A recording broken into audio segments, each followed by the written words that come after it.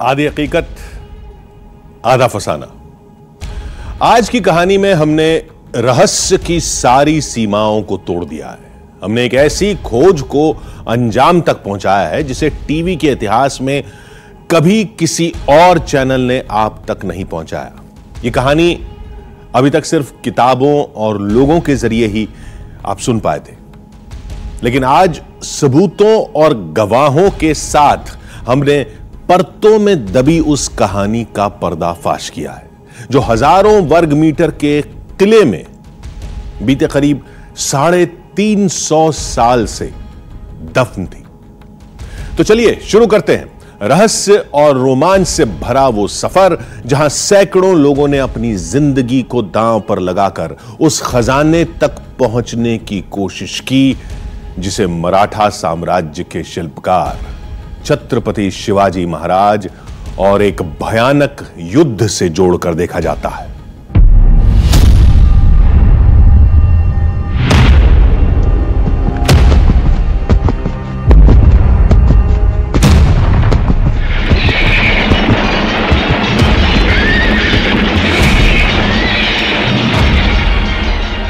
सोचिए, इस इलाके में एक भीषण युद्ध छिड़ा जहां से लोगों के चीखने की आवाजें आ रही हैं।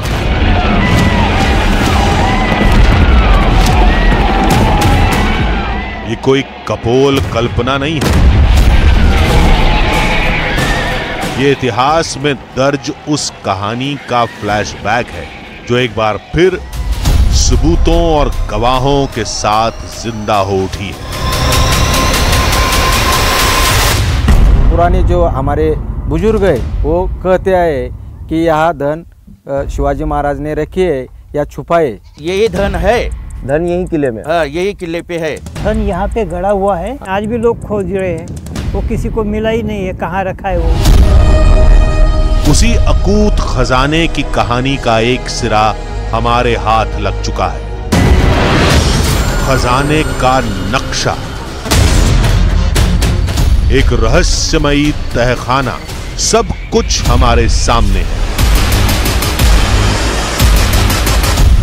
लोग आज भी उस धन को तलाश कर रहे हैं। दिल थाम कर बैठिए, क्योंकि आज हमारा सफर उस विशाल काय किले की तरफ है जहां से कभी भी किसी की भी किस्मत का दरवाजा खुल सकता है, क्योंकि ये सफर है छत्रपति शिवाजी महाराज की जिंदगी से जुड़ी एक कालजयी कहानी का।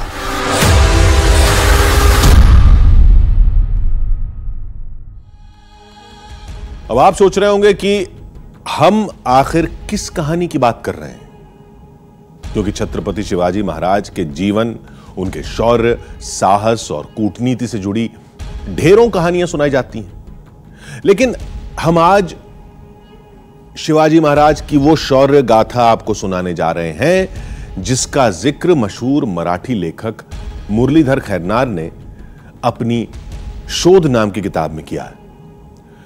रहस्य, रोमांच और शिवाजी के पराक्रम से जुड़ी ये एक ऐसी किताब है जिसे पढ़ने के बाद कई लोग अपनी जिंदगी को दांव पर लगाकर उस खजाने की तलाश कर चुके हैं जिसे छत्रपति शिवाजी महाराज ने सूरत पर दूसरी बार हमला करके मुगलों से हासिल किया था। दावा किया जाता है कि वही खजाना आज भी नासिक के अहिवंतगढ़ किले में मौजूद है। आज सबूतों और गवाहों के साथ हम आपको उसी किले तक ले जाने वाले हैं।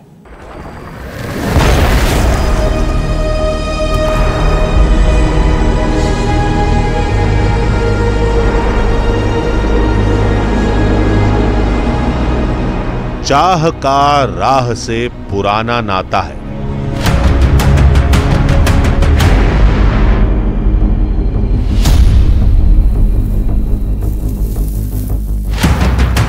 अगर मन में ठान लिया तो दुश्वारियां भी धूल फांकती हैं।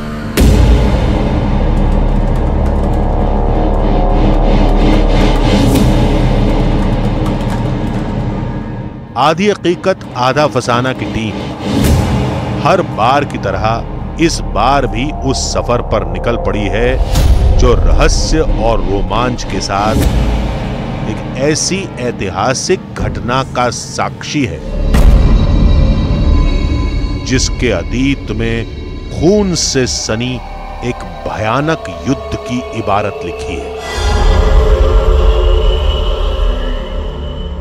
नमस्कार, मेरा नाम है आदित्य राय और इस वक्त जिस जगह पर मैं मौजूद हूँ ये जगह है महाराष्ट्र के नासिक में सह्याद्री की पर्वत श्रृंखलाएं। और सह्याद्री की इन्हीं पर्वत श्रृंखलाओं से लिखा गया था हिंदवी स्वराज्य का इतिहास। जी, आप समझ ही गए होंगे कि जिस कहानी को ढूंढते ढूंढते सह्याद्री की इन पर्वत श्रृंखलाओं में हम पहुंचे हैं, वो कहानी जुड़ी हुई है राजाधिराज श्री छत्रपति शिवाजी महाराज से। और सह्याद्री की ये भूमि साक्षी है शिवाजी महाराज के शौर्य की कहानियों की। कहानी भले ही 350 साल पुरानी है, लेकिन उसे जानने और सुनने वालों की जुबान पर वो आज भी जस की तस है। न उस कहानी में घटनाएं बदली हैं और ना ही कोई किरदार। अगर कुछ बदला है तो वो है उस किले का ढांचा।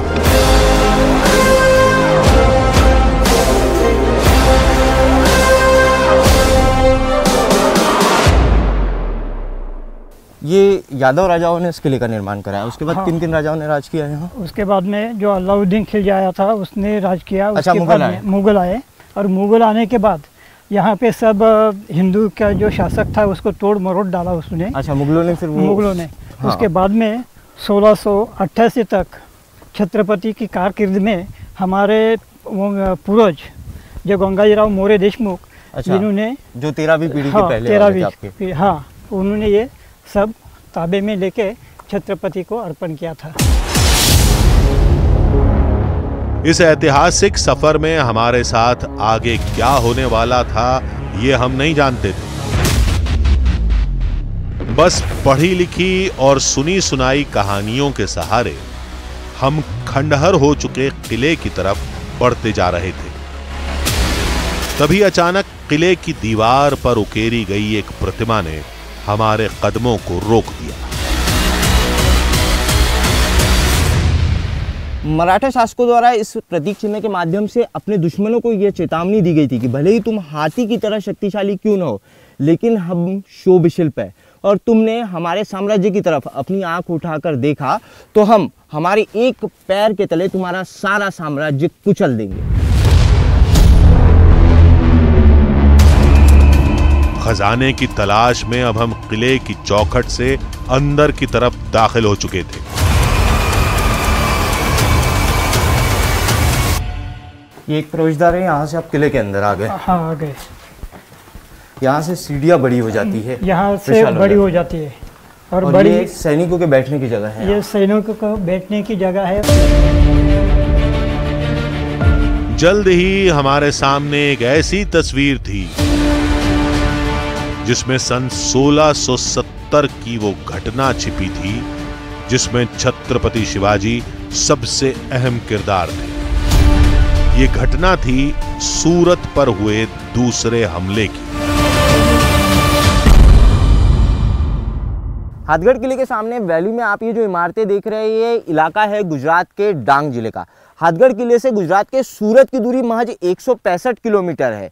मुगल काल में गुजरात का सूरत मुगलों का सबसे बड़ा व्यापारिक केंद्र हुआ करता था और मुगल स्वराज से जितना भी खजाना लूटते थे उसे मुगलों के इसी बाजार में नीलाम किया जाता था। उस समय में सूरत हीरे, चांदी, मानिक, रत्नों का सबसे बड़ा बाजार हुआ करता था। जब स्वराज्य को मजबूत करने के लिए छत्रपति शिवाजी महाराज को धन की जरूरत पड़ी तो छत्रपति शिवाजी महाराज ने मुगलों द्वारा लूटा हुआ यही धन स्वराज्य में वापस लाने के लिए सूरत पर सन 1670 में दूसरी बार आक्रमण किया। यानी हम एक ऐसी जगह पर मौजूद थे जहां इतिहास से जुड़ी एक बेहद अहम घटना दर्ज थी। जो छत्रपति शिवाजी महाराज सूरत आए थे लूट करने, वो लूट करके हथगढ़ में आ गए। हथगढ़ में वो 3000 थैली लेके आए थे। वो यहाँ पर लाने के बाद जो छत्रपति शिवाजी महाराज यहाँ पे विश्राम के लिए रुके थे।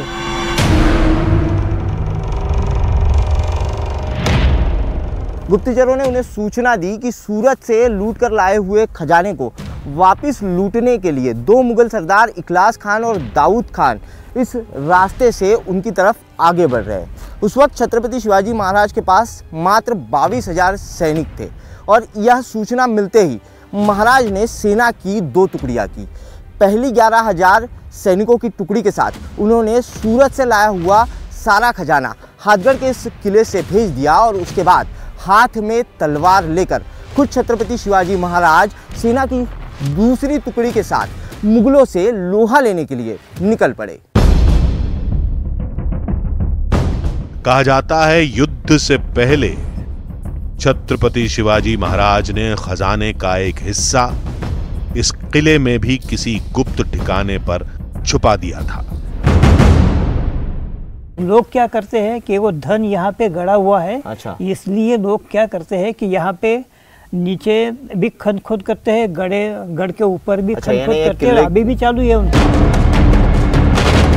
सूरत युद्ध की घटना तो इतिहास में दर्ज है, लेकिन यहाँ या अहिवंतगढ़ किले में खजाना होने का कोई सबूत है भी या नहीं। हमारी बात सुनकर किले के सरदार के वंशज ने एक ऐसा सबूत हमारे सामने रख दिया जिसे देखकर हम भी दंग रह गए। ये कौन सी भाषा में है? मोड़ी। मोड़ी भाषा। ये मोड़ी भाषा, अच्छा, मराठी की जो मूल भाषा होती है मोड़ी। हाँ, मोड़ी उसमें लिखा है क्या? उसमें लिखा है, तो ये कोड में है सब। अच्छा, तो यहाँ से, हाँ, तो वो यहाँ से जो खजाना गया वो कहाँ छुपा है ये किसी को पता नहीं है। ये किसी को नहीं पता है। किसी को नहीं पता। ये सारे सबूत छत्रपति शिवाजी महाराज के आदेश पर मनोहर हनुमंत देशमुख यानी हमारे साथी के पूर्वजों ने बनाए थे, जो कभी इस किले के सरदार हुआ करते थे। सूरत लूट के जो नक्शा है वो है हमारे पास। ये नक्शा है, ये जो है ये नक्शा है, और ये हथगढ़ किले का जो है वो नक्शा है। वो पुराना है सब। और ये जो है सूरत लूट से, जो छत्रपति ने सूरत लूट से जो लाया था उस बारे में ये ताम्रपट है। कहा जाता है कि खजाना जमीन के अंदर बने किसी गुप्त तहखाने या दीवारों के पीछे बने किसी गुप्त दरवाजे के अंदर छुपा है। शायद इसीलिए तमाम कोशिशों के बाद भी कोई उसे तलाश नहीं पाया। पुराने जो हमारे बुजुर्ग है वो कहते आए कि यह धन शिवाजी महाराज ने रखी है या छुपाए, इतना मालूम है। इतना ही नहीं, जिस शख्स के पास खजाने से जुड़े इतने सारे सबूत हैं, उन्हें भी सिवाय कुछ संकेतों के कुछ नहीं पता था। ऐसी बहुत कहानियाँ हो चुकी। कोई बोलता है त्र्यंबकेश्वर के रास्ते से गए, कोई बोलते हैं हथगढ़, अभी हम बोलते हैं हथगढ़ रास्ते से गए, कोई बोले कंचनबारी से गए, कौन कहाँ से गए और धन कहाँ रखा है, वो रायगढ़ पहुँचा है क्या नहीं है, ये किसी को पता नहीं है। दूसरे खोजकर्ताओं के पास खजाने का रास्ता तलाशने वाला ताम्रपत्र नहीं था और वो हमारे हाथ लग गया था। लेकिन ताम्रपत्र की भाषा और इशारों को समझना किसी पहेली की तरह था। हमने वो सुलझा लिया तो समझो खजाना तलाशना बाएं हाथ का खेल होगा। इसीलिए नक्शे और ताम्रपत्र से जुड़ी कहानी को हमने और गहराई से समझने की कोशिश की। 1585 को ये नक्शा तैयार हुआ था। उसके बाद में जो सूरत लूट हुई थी उसमें ऐसा लिखा है कि जो लूट से लाया गया धन जो है वो सही सलामत, जिस दो टुकड़ी बनाई थी, एक टुकड़ी के पास उन्होंने वो नक्शा दिया था, उसमें ऐसा लिखा है कि जहाँ रुद्र शिव का मंदिर होगा और जहाँ पे कोई शत्रु हमला नहीं कर पाएगा, ऐसे जगह पे ये ताम्रपट में ये दर्शाता है कि वहाँ पे वो धन उस रास्ते से जाना चाहिए, वहाँ रखना चाहिए। अब हमारे सामने सब कुछ साफ था कि कैसे शिवाजी की सेना ने खजाने को मुगलों से बचाने के लिए उसे छुपा दिया और सारे राज इस ताम्रपत्र के जरिए सांकेतिक भाषा में दर्ज करा दी। यानी ऐसी रहस्यमयी भाषा जिसे छत्रपति शिवाजी महाराज के वफादारों के अलावा कोई समझ न सके। इस शिवकालीन ताम्रपत्र में खुद शिवाजी महाराज ने आदेश दिया है कि सूरत से लाए हुए खजाने को किसी ऐसे किले में छिपाया जाए जहां पर शिवरुद्र यानी हनुमान जी और शिव जी का मंदिर हो। और अगर कहानी के अनुसार सूरत से लाया हुआ खजाना कहीं आज भी मौजूद है तो वो ऐसे ही किसी किले में मौजूद है जहां शिवरुद्र का मंदिर है। इसका मतलब है कि जहां महाबली और महादेव का मंदिर होगा, खजाना वहीं कहीं पास में छुपा होगा। इन्हीं सबूतों के साथ हम किले को खंगालने निकल पड़े।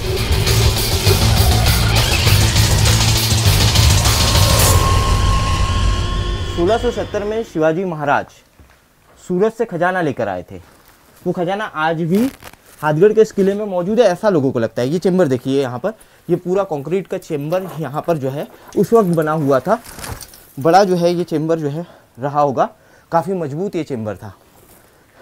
इस चेंबर को देखिए, यहाँ से पूरा चेंबर पैक रहा होगा, लेकिन धन इसी तरीके से छुपाया जाता है। नीचे धन छुपा दिया जाता है और उसके बाद जो है उसके ऊपर स्ट्रक्चर खड़ा कर दिया जाता है। इस स्ट्रक्चर को लोगों ने करीबन 6 फीट तक अंदर तक खोद कर रखा हुआ है। तो क्या पहले खजाना छुपाया गया, फिर ताम्रपत्र में सुराग दर्ज किए गए, लेकिन बाद में शिवाजी ने खजाना खुद यहां से हटा लिया, जिसके जिक्र वाला ताम्रपत्र हमें नहीं मिला। जो भी हो, अगर ऐसा था भी तो वो गुप्त कमरा तो जरूर मिलेगा, और वो मिला तो खजाने की कहानी सच्ची साबित हो जाएगी। खोजते तो आज भी हैं, पेशे तक की बात तो अलग थी, लेकिन आज भी लोग खोज रहे हैं। वो किसी को मिला ही नहीं है, कहाँ रखा है वो। तो जहाँ पे अगर रुद्र महादेव का मंदिर होगा, जो अंदर के हिस्से में महादेव जी की लिंग होगा और बाहर मारुति का मंदिर होगा, एक बजरंगबली की मूर्त होगी, ऐसा कोई तो भी ठिकाना होगा, वहाँ पे ये मिलेगा। हमें इस किले में हनुमान या महादेव का कोई मंदिर नहीं मिला। कहीं ताम्रपत्र पर लिखे सांकेतिक शब्दों वाली गुप्त जगह अहिवंतगढ़ के किले में तो नहीं, कहीं खजाना अहिवंतगढ़ में तो नहीं छिपा। यही पता करने आधी हकीकत आधा फसाना की टीम अहिवंतगढ़ के किले में पहुंच गई।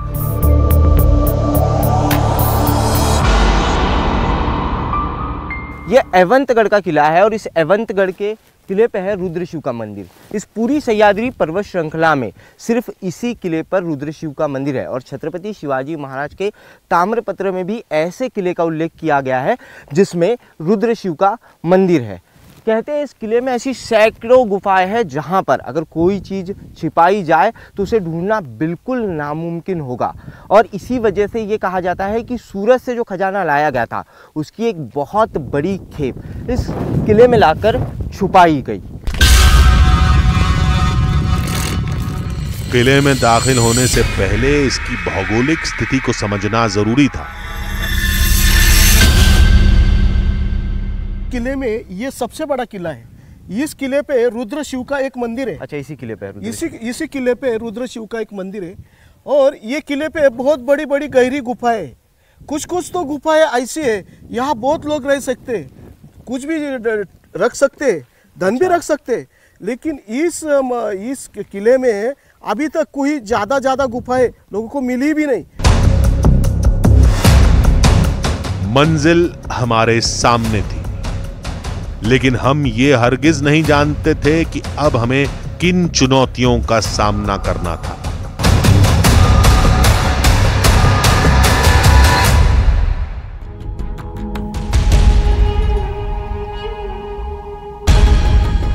आधी हकीकत आधा फसाना।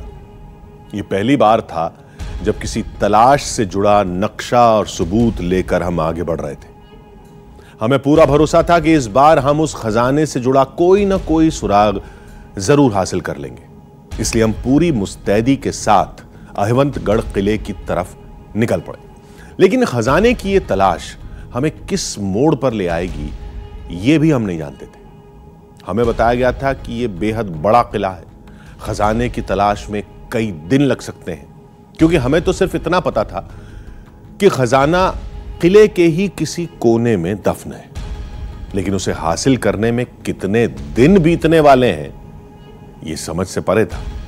इतना ही नहीं, किले में दाखिल होने वाला रास्ता भी हमारे लिए अग्नि परीक्षा जैसा था।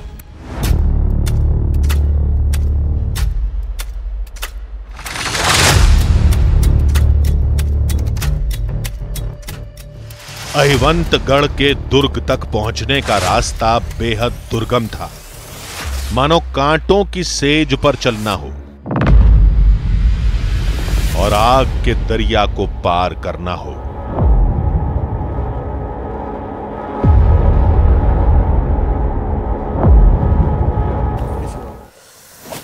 कटीली झाड़ियों में यहाँ देखिए, यहाँ काफ़ी कटीली झाड़ियाँ है। चलते चलते मैंने सहारे के लिए ऊपर चढ़ रहा था और मैंने एक झाड़ी को पकड़ने की कोशिश की और उसका कांटा मेरी उंगली के अंदर तक चले गया। खून लहू लहू हो गई उंगली। कटीली झाड़ियां, पथरीला रास्ता, ये सब कुछ जले पर नमक छिड़कने जैसा था। हालात तब और दुश्वारियों भरे हो गए जब शुरुआती कुछ मिनटों में ही हमारे शरीर में पानी की कमी होने लगी।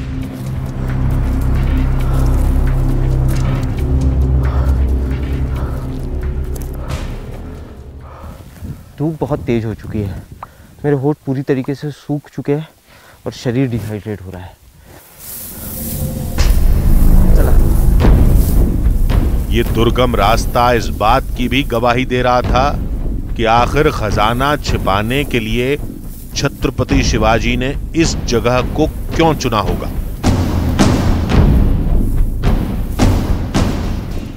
शत्रुओं को यहाँ पहुँचने में बहुत समय लगेगा और इसी के चलते हुए कहा जाता है कि इस किले को सुरक्षित मानकर छत्रपति शिवाजी महाराज ने सूरत से लाए हुए खजाने की एक खेप यहीं भेजी थी।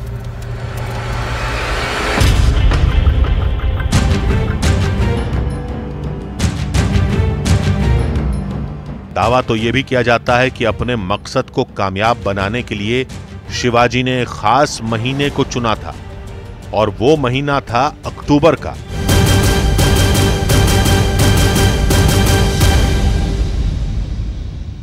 छत्रपति शिवाजी महाराज ने अक्टूबर 1670 में सूरत से स्वराज का खजाना वापस लाया था। अक्टूबर के महीने में ये इलाका पूरी तरीके से हरा होता है, ठंड का समय होता है थोड़ा थोड़ा,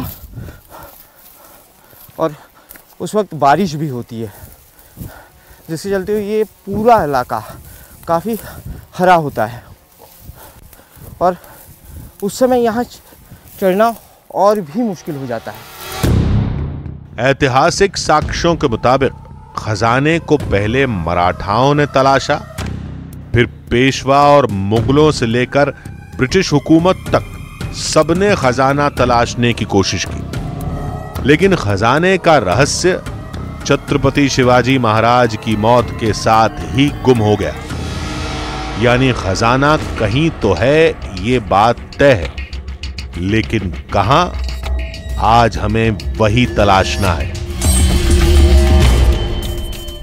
अहिवंतगढ़ किले के ऊपर हम आ गए हैं। हमारे साथ आए लोकल गाइड ने हमें बताया कि कुछ दिनों पहले इस जगह पर बाहर से आए हुए कुछ लोग खुदाई करते हुए दिखे थे। शायद से हो सकता है यहाँ कोई गुप्त जगह हो। गांव के लोग भी इस तरफ इसलिए नहीं आते क्योंकि यहाँ से बिल्कुल नीचे ढलान है और यहाँ से उतरना बहुत ही खतरनाक हो सकता है। और अब जो कुछ हमारे सामने था वो इस बात की साफ गवाही दे रहा था कि किले को लेकर कही सुनी बातें सिर्फ कहानियां नहीं थी, बल्कि उनका हकीकत से गहरा नाता है, क्योंकि किले पर विशाल पत्थरों को काटकर ऐसे चेंबर बनाए गए थे जिनका इस्तेमाल कभी शिवाजी की सेना ने किया होगा। हेवंतगढ़ के किले में इस तरीके से यहाँ पर सिपाहियों के छुपने के लिए ये खंदक बनाए गए हैं। ये प्राकृतिक नहीं है, चट्टानों को खोदकर यहाँ पर स्ट्रक्चर बनाए गए। और यहाँ पर ये देखिए पानी के स्रोत है, छोटे छोटे पानी के स्रोत बनाए गए हैं ताकि यहाँ जब सिपाही रहे तो उनको पीने के लिए पानी मिल सके। अब अतीत की तस्वीर किसी सिनेमा की फिल्म की तरह हमारे सामने चल रही थी, क्योंकि हम उस रुद्र और शिव के मंदिर के पास पहुंच चुके थे जहां खजाना छिपे होने की सबसे ज्यादा संभावना थी। हेवंतगढ़ के किले के ऊपर ये रुद्र शिव का मंदिर है। रुद्र यानी कि हनुमान जी और शिव यानी कि महादेव। और कहानियाँ कहती है कि इसी किले में सूरज से लाए गए खजाने की बड़ी खेप आज भी छिपी हुई है। लेकिन अब भी हमारे हाथ हताशा और थकान के अलावा कुछ नहीं लगा था।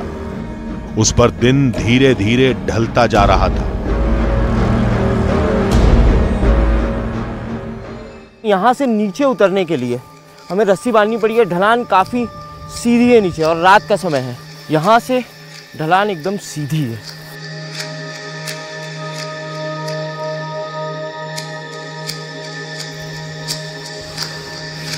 Oh shit.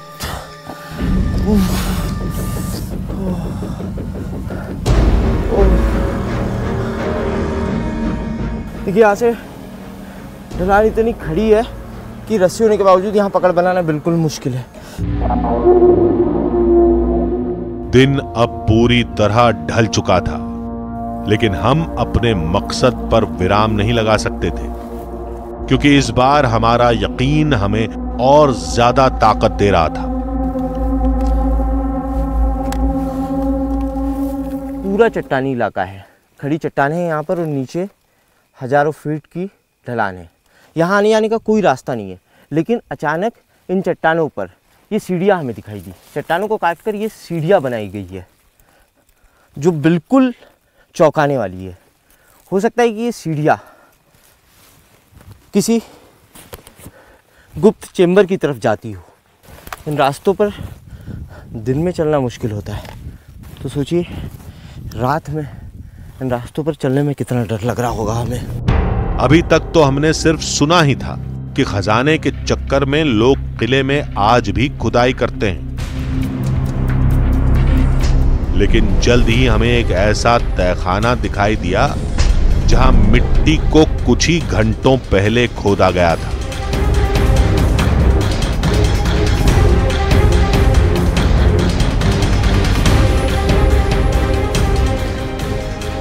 ये अभी खुदा हुआ है।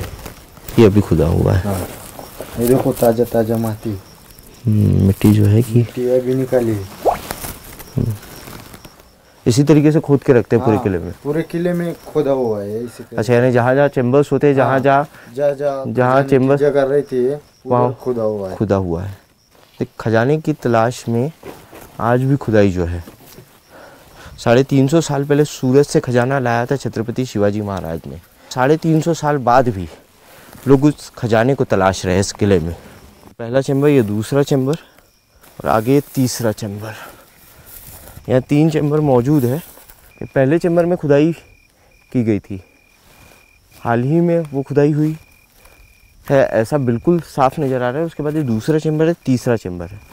इन चेम्बर्स में खुदाई नहीं हुई। रात के इस तलाशी अभियान में ठीक 1 घंटे बाद हमें कुछ ऐसा दिखाई दिया जिसने हमारे कदमों को रोक दिया। 3 चेम्बर्स जहाँ थे वहाँ से थोड़ा आगे हम बढ़े तो हमें चट्टानी इलाका मिला और चट्टानी इलाके में इस तरीके से चट्टान को काट के अंदर जाने का एक गुफानुमा रास्ता बनाया गया है। काफ़ी अंदर तक ही जा रहा है, क्योंकि छत्रपति शिवाजी महाराज गनीमी काबा युद्ध नीति अपनाते थे, जिसके तहत छुपकर दुश्मन पर वार किया जाता था, सोची समझी रणनीति होती थी। रास्ता बिल्कुल नहीं है, बिल्कुल सकरा है। इस जगह को आप देखिए, छेनी हथौड़ी से तोड़कर जो है ये बनाया गया है।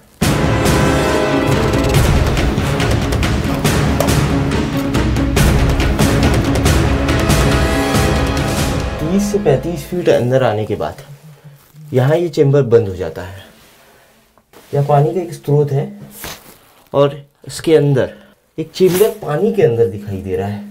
ये चेंबर अंदर की तरफ जा रहा है। शायद से हो सकता है यहाँ अंदर जाने का कोई रास्ता हो, लेकिन पानी भरा हुआ है पूरा, अंदर नहीं जाया जा सकता। पुराने समय में ऐसी ही जगहों का इस्तेमाल खजाना छिपाने के लिए किया जाता था, लेकिन ऑक्सीजन की कमी हमारे तलाशी अभियान को मुश्किल बना रही थी।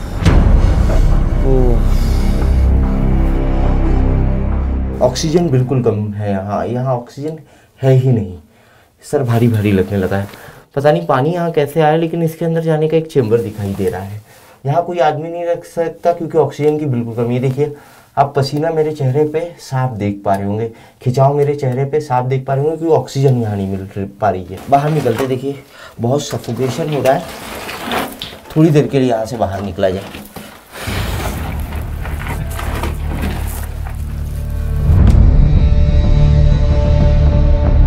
इसलिए कुछ देर बाहर रहने के बाद एक बार फिर हमने अपनी तलाश को आगे बढ़ाने की कोशिश की। एक बार फिर अंदर जाकर देखते हैं कहीं कोई खजाने का सुराग तो यहाँ मौजूद नहीं।